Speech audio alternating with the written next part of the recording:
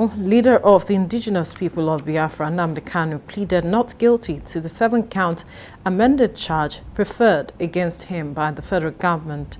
Mr. Kanu, who appeared before trial Justice Binta Nyako on Thursday, said he was innocent of all the allegations after the charge was read to him in the open court. He had moved an application for him to be transferred to Kuje Correctional Center, but the trial judge rejected the application. Justice Nyako, however, said 3 persons of Mr. Kanu's choice can visit him at the DSS facility. The trial has been adjourned to the 10th of November for hearing of his application, challenging the competence of the suit preferred against him. But joining us now to discuss the issue is the Director, Lead Network, Chukwuma Okenwa. Thank you for joining us on the news.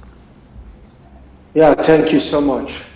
Now, some would say finally Nnamudi Kanu was brought before the court, because you would recall the last time he wasn't brought before the court. But then again, there are those who are unhappy with the fact that they were denied access to the court premises, and the Nigeria Bar Association had to come out to say that the court is a public place and persons should be allowed to get into the court premises.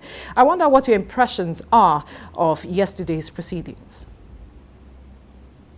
First, let me say, first and foremost, as someone that lives in the Southeast, we are all precarious, wondering whether you'll be granted access for the trial to begin. And we are excited when it was confirmed that he was in the courtroom. The implication would have been that perhaps for the next 1 month in the Southeast, there will be a complete shutdown. We know that for the past Mondays, up to 8 Mondays, it's been sit at home. And since they were able to implement that without the governors being able to stop that, we just felt that if this was not happen, then of course that threat will come to fruition. Then coming to the fact of the DSS becoming a law unto itself, barring including lawyers, the DSS as a security agent ought to be like an integral part of the executive. Why in a country where supposedly we have separation of powers, the agents of government, the security agents will come in the court to desecrate the court, including stopping some lawyers that came with the legal counsel from getting access, stopping some court officials from getting access. In a country that have laws like we do, you do not expect such things to be happening. And then the usual cliche of order from above. Which order should come from above in a court premises? Are we talking about the presidential villa here or the National Assembly? Or are you talking about the court of competent jurisdiction that is charged to look into this case, including the journalists that have been cleared were denied access? This shouldn't be happening in Nigeria in the 21st century. Right. Now, the Ohaneze Ndigbo is saying the federal government should embrace dialogue with regards to this matter. I wonder what you make of this request from them. Honestly, that's what we expect. This is all about agitation. The Southeast is complaining of marginalization. It is visible, both in terms of mainstreaming, in terms of key leadership, ensuring equal representation across different parastatals.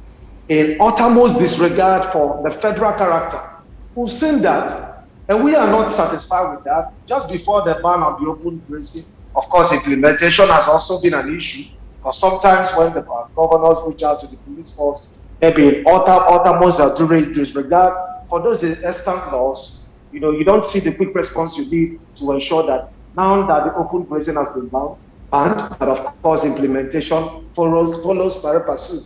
So we have an issue. We saw the uttermost killings, of people from one part of the country, desecrating the communities, killing people, destroying farms, and we kept on crying. Why should different laws be applicable to the same people living in the same country? We're in a situation where some people begin to see themselves as the landlords and others are the tenants. I want to state emphatically that Igbos are equal stakeholders of the same country.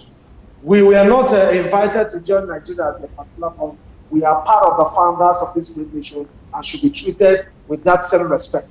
So I think at this point, the best the government should do is not to try to use force or intimidation or jungle justice, but give room for dialogue. Try to find out what are the things that should be done then of course we're going to appease the Southeast.